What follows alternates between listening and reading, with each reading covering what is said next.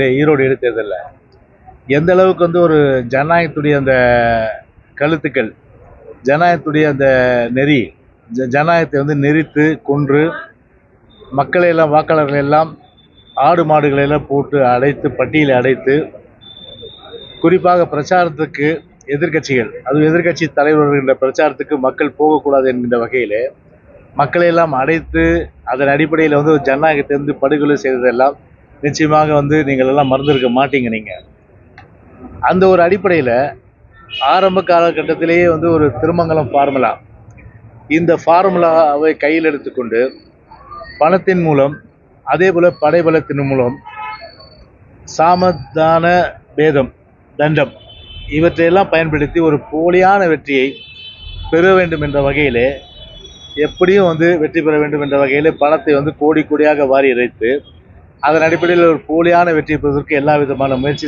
செய்வார்கள். அதற்கு கடந்த கால உதாரணங்கள் உண்டு. எனவே தான் 2009ஆம் ஆண்டு பொறுத்தவரை, இதே புரட்சி தலைவர் அம்மாவை பொறுத்தவரை ஒரு முடிவெடுத்து அன்றைக்கு வந்து சட்டமன்ற தேர்தலை பொறுத்த ஒரு 5 தொகுதிகளுக்கு சட்டமன்ற இடைத்தேர்தல் நடந்தது. அந்த சட்டமன்ற இடைத்தேர்தலில் வந்து அன்றைக்கு வந்து இதே புரட்சி தலைவர் அம்மா அவர்கள் அன்றைக்கு ஊட்டியிலே தலைமை கழக நிர்வாகிகள் எல்லாம் ஆலோசித்து அன்றைக்கு அந்த கூட்டத்திலே கூட நானும் கூட அந்த கூட்டத்தில் வந்து பங்கு கொண்டேன். அதன் அடிப்படையில் வந்து அன்றைக்கு அந்த 5 சட்டமன்ற தேர்தலையும் வந்து இந்த திமுக ஆட்சியில் இருக்கின்ற வரை ஒரு தேர்தல் என்பது ஒரு சுதந்திரமாக நடைபெறாது, ஒரு அராஜகத்தை எல்லாம் கட்டவிழ்த்து விடும். அது மட்டுமல்ல, பணபலம் படைவெல்லாம் உபயோகித்து ஒரு போலியான வெற்றியை பெறுவார்கள். எனவே நாம் புறக்கணிப்பது தான் சரியான ஒரு தீர்வு, ஜனநாயகத்துடைய சரியான தீர்வு என்பதை அன்றைக்கு முடிவு செய்து, அதன் அடிப்படையில் அன்றைக்கு அம்மா அவர்கள் அன்றைக்கு தேர்தலை 5 சட்டமன்ற தேர்தலை இடைத்தேர்தலை வந்து புறக்கணித்தார்கள். எனவே இன்றைக்கு நம்முடைய கழக பொதுச்செயலாளருடைய தலைமையிலே இன்றைக்கு மூத்த தலைமை கழகத்துடைய நிர்வாகிகள் ஒன்று கூடி விவாதித்தோம். விவாதத்தின் அடிப்படையிலே ஒட்டுமொத்தமாக ஒரு கருத்து, எப்படி இருந்தாலும் சரி இந்த இடைத்தேர்தலில் வந்து ஆளுங்கட்சி, குறிப்பாக திராவிட முன்னேற்ற கழக ஆளும் கட்சி அராஜகத்தையும் அநியாயங்களையும் கட்டவிழ்த்து விட்டு ஒரு போலியான வெற்றியை நிச்சயமாக அவர்கள் பெறுவதற்கு உண்டான எல்லா விதமான முயற்சியை வந்து அதாவது பணம் வந்து பாதாள வரல பாயன்னுவாங்க, அது மாதிரி பணத்தை முழுமையாக செலவு செய்து ஒரு போலியான வெற்றியை பெறுவார்கள். எனவே அந்த ஒரு அடிப்படையில் வந்து ஜனநாயக ரீதியாக இந்த தேர்தல் நடைபெறாது. ஈரோட்டில் வந்து அவ்வளோ பெரிய அளவுக்கு வந்து நாங்கள் சென்னையில் இருந்து கொண்டு தேர்தல் கமிஷன் கம்ப்ளைண்ட் கொடுத்தோம். அதே போல் வந்து அங்கே வந்து மாவட்டத்திலே வந்து கம்ப்ளைண்ட் கொடுத்தோம், எலெக்ஷன் கலெக்டர்கிட்ட, மாவட்ட ஆட்சியர்கிட்ட. இந்த மாதிரி அராஜகம்லாம் நடக்குது. ஒரு நடவடிக்கை கூட அன்றைக்கி வந்து எலெக்ஷன் கமிஷன் எடுக்கல அன்றைக்கி. அப்போது இப்போ மட்டும் என்ன எடுக்க போகிறாங்க விக்கிரவாண்டியில்? நிச்சயமாக அவங்க எல்லாம் அராஜகம் பண்ணுவாங்க, அட்டுழியம் பண்ணுவாங்க, அநியாயம் பண்ணுவாங்க, எல்லா விதமான இதை அரங்கேற்றுவாங்க. சென்னை மாநகராட்சி எலெக்ஷன் எடுத்தனால உயர்நீதிமன்றத்தினுடைய கண்டனத்துக்கு ஆளானது தான் அன்றைக்கி உள்ள இந்த திராவிட முன்னேற்ற கழக அரசு. ஏறக்குறைய ஒரு 89 மாநகராட்சி மன்ற உறுப்பினர்களுக்கான அந்த வார்டில் வந்து ஒரு ரீஎலெக்ஷன் நடந்தது. ஜட்ஜு ஓட்டையே போட்டாங்க, டிஎம்கே நீதி அரசுடைய ஓட்டையை போட்டு நீதிமன்றமே கண்டனம் தெரிவிச்சிருக்கு. அந்த வகையில் வந்து எதற்குமே வந்து ஒரு குறுக்கு வழியில் வந்து வெற்றியை பெறுவதற்கு உண்டான எல்லா முயற்சியும் செய்வார்கள். எனவே அந்த அடிப்படையில் தான் இது கூடி முடிவு செய்து ஒரு தேர்தலை வந்து ஒரு நியாயமாக, சுதந்திரமாக, ஜனநாயகம் நடக்காது என்கின்ற வகையில் தான் இந்த தேர்தலை வந்து விக்கிரவாண்டி இடைத்தேர்தலை வந்து புறக்கணிச்சிருக்காங்க.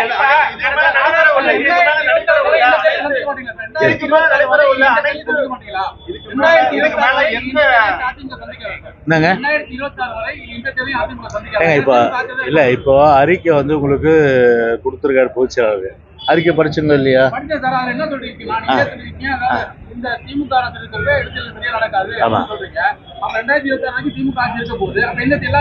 விக்கிரவாண்டி இப்போ பொறுத்தவரை விக்கிரவாண்டி சட்டமன்ற இடைத்தேர்தல் அது குறித்து வந்து புறக்கணிப்பதாகத்தான் அந்த அறிக்கையே. அதனால் இப்போதைக்கு வந்து பார்த்தீங்கன்னா இந்த கருத்தை நான் சொல்ல முடியும். அதெல்லாம் ஏங்க 2009 வந்து அம்மா 5 தொகுதி புறக்கணிச்சாங்க. 2009 பெரிய அறிக்கை கொடுத்துட்டு அராஜக, அட்டுழியம், அநியாயம், அத்துமீறல், ஜனநாயக படுகொலை, எல்லா பணத்தையும் வந்து கருப்பு பணத்திலேருந்து, கொள்ளடிச்ச பணத்துலேருந்து, எலெக்ஷன் கமிஷன் கரப்ஷன் எல்லா பணத்தையும் கொண்டு வந்து இறக்குவாங்க. இப்படியெல்லாம் வெற்றி பெறுவாங்க. அப்படியெல்லாம் சொல்லிட்டு அன்னைக்கு பார்ட்டிசிபேட் பண்ணல. அன்னைக்கு அது மாதிரி தான் நடந்தது. அன்னைக்கு அதுக்காக 2011 ஆட்சிக்கு வராமல் போயிட்டோமா? 2009 வந்து ஆட்சிக்கு வராமல் போயிட்டோமா? 2009 வந்து இடைத்தேர்தல் புறக்கணிச்சோம். 2011 ஆட்சிக்கு வந்துட்டோமே. அதுக்கு எதுக்கு? ஜனங்களுக்கு தெரியுது, மக்களுக்கு வாக்காளருக்கு புரியுது. அதனால வந்து வாக்காளர் பொறுத்தவரை அவங்க வந்து பூச்சால் கொடுத்த அறிக்கை இப்போ வந்து இங்க ஊடகம் மூலம் பேசுறதை வச்சு அவங்க வந்து தெளிவுபடுத்திடுவாங்க. இன்றைக்கு என்டிஏ கூட்டணின்னு ஒன்று இருக்கு. நாம் தமிழர் கட்சியார் தன்னுடைய வேட்பாளர்கள் அறிவிக்கிறாங்க. அப்படி இருக்கும்போது பிரதான எதிர்கட்சியா இருக்க அதிமுக வேட்பாளர் அறிவிக்காததும் மக்கள் மத்தியில் ஒரு நம்பிக்கை இழப்பு ஏற்படாதா? 2026 தேர்தலுக்கான ஒரு முன்னோட்டமா இதை எடுத்துக்க கூடாது. இல்ல, கண்டிப்பா வந்து அந்த மாதிரி சொல்ற அந்த கருத்து உங்களுக்கு வந்து கண்டிப்பா அது ஏற்றுக்க முடியாதது. மக்களுடைய நம்பிக்கை பெற்ற இயக்கம் தான் அனைத்து இந்திய அண்ணா திராவிட முன்னேற்ற கழக இயக்கம். அதுதான் 1 கோடி ஓட்டு வாங்கியிருக்கோம். மக்கள் நம்பிக்கை இல்லைன்னா 1 கோடி ஓட்டு வாங்கியிருப்போமா? அதனால அந்த கருத்து ஏற்றுக்க முடியாத கருத்து. ஏன்னா இந்த தேர்தலை பொறுத்தவரை பார்த்தீங்கன்னா கண்ணுக்கு பார்ப்பீங்க. இப்போ நீங்களே இப்போ என்ன பண்ண போறாங்க பாருங்க. அந்த அளவுக்கு அவ்வளோ வந்து ஒரு மணி வந்து பணத்தை பொறுத்தவரை சர்வசாரமாக புலனும். அராஜகம் வந்து எல்லா அமைச்சரும் வந்து இருக்கிற வந்து அரசாங்க வேலையை நிர்வாகத்தை கவனிக்கிறத விட்டுட்டு பூரா அங்கதான் போய் அங்க ஒவ்வொரு 10 பூத்தா பிரிச்சு எல்லாமே வந்து அண்டா குண்டா செம்பு, அதுக்கப்புறம் பார்த்தா கொலுசு, அப்புறம் தங்க செயின், அதுக்கப்புறம் வீட்டுல பாத்திரம் கூட கழுவி விடுவாங்க டிஎம்கேல. அதுக்கப்புறம் துணி கூட துவச்சு போடுவாங்க டிஎம்கே. அப்படிப்பட்ட ஒரு கேவலமான வெற்றியை வந்து இன்னைக்கு வந்து பெறும். அதனால இந்த ஒரு தொகுதி வந்து புறக்கணிக்கிறதால ஒன்றும் பெரிய அளவுக்கு ஒன்றும் ஒரு பாதிப்பு வர போறது இல்லை.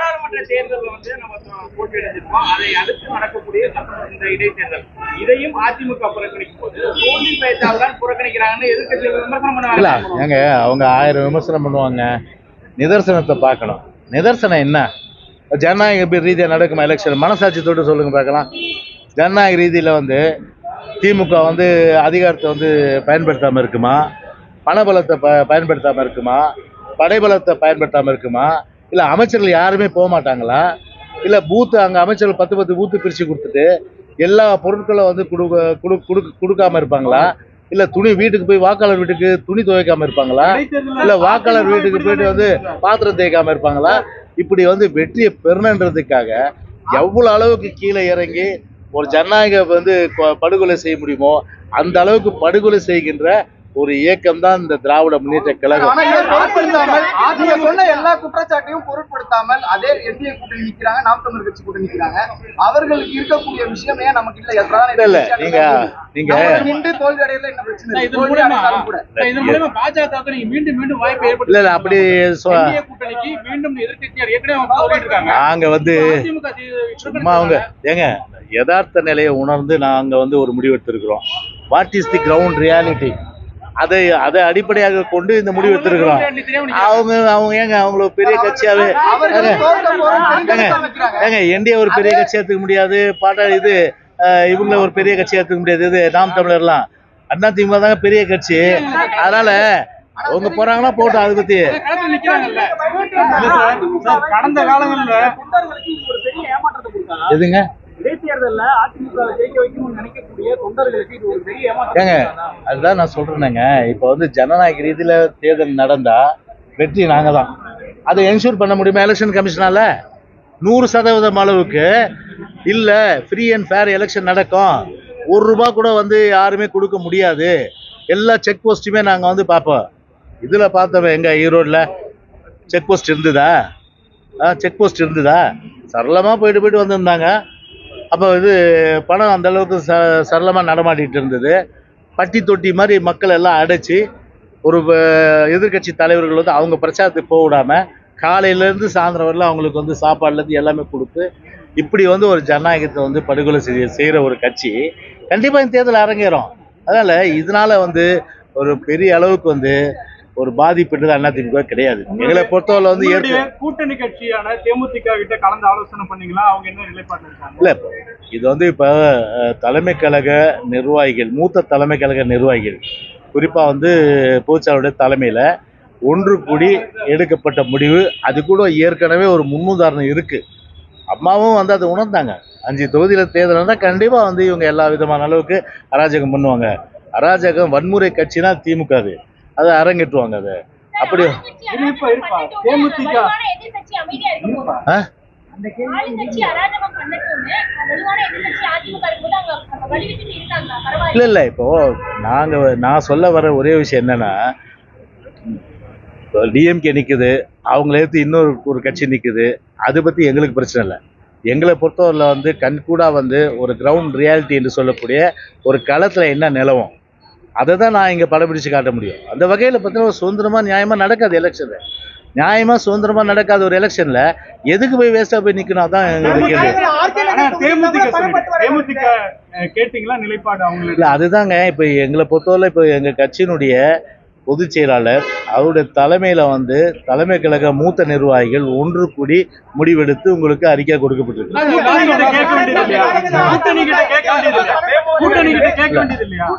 அது பொதுச் செயலாளர் வந்து பேசியிருக்கலாம், அது குறித்து எனக்கு தெரியாத தகவல். தெரியாம ஒரு விஷயத்த நான் பேச முடியாது.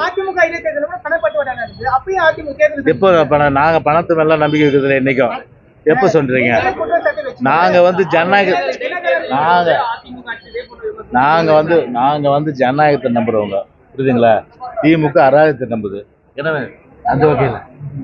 அந்த வகையில பாத்தீங்கன்னா ஒரு அராஜக பேர்வழிகள் இந்த இது வந்து தமிழ்நாட்டை பொறுத்தவரை வந்து ஒவ்வொரு இடைத்தேர்தலில் கண்டிப்பா அராஜகத்தை அரங்கேற்றுவாங்க.